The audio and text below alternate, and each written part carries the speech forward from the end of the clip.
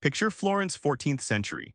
Money isn't just piles of coins, it's a dizzying dance of bills, bonds, and exchange rates moving across the city's streets. Italian bankers are inventing foreign exchange, turning currencies into tools of power and wealth. But how did this complex world of finance evolve from those humble roots? And more importantly, why does it still shape everything around us today? We're about to find out. Let's start with money's real magic trick, sparking the Renaissance itself. But how exactly did cold, hard cash fuel art, war, and empire? The story goes deeper than gold vaults. In medieval Florence, the Medici family masterfully created early banking and foreign exchange practices. Their control over credit and currency exchange didn't just fatten their coffers, it funded artists like Michelangelo and political power plays shaping Europe's destiny. This wasn't just business. It was a financial revolution with consequences echoing through centuries. Think of finance as civilization's bloodstream, carrying the oxygen of credit and investment to every organ of society. Just like your heart pumping life, financial instruments flex muscles to fund exploration, infrastructure, or warfare. Ferguson shows this machine isn't some abstract system, it's the engine room powering human progress. The surprising payoff: those shrewd plutocrats, bankers, bond traders, speculators were more than greedy elites, they were architects of the modern world. Their tools created global empires and ruptured old orders. So when you resent Wall Street, remember that same evolution paved roads for the internet, skyscrapers, and democracy itself. From grand art to nail-biting madness, money's not just a tool, it's a wild beast. Ever heard how a stock market bubble kickstarted the French Revolution? Buckle up. In early 18th century France, John Law launched the Mississippi Company, promising untold riches from Louisiana's lands. Speculation ran rampant, shares soared 18 times their value.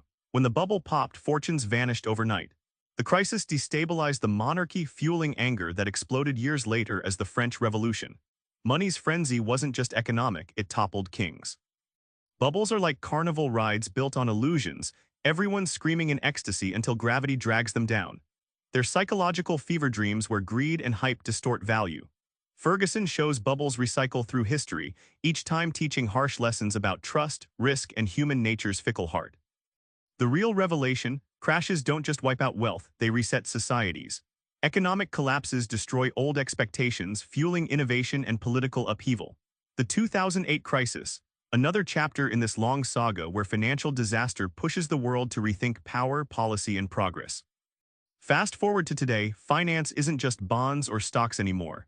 It's crypto, mega trade wars, and global tensions. How does Ferguson decode this digital, high-stakes battlefield?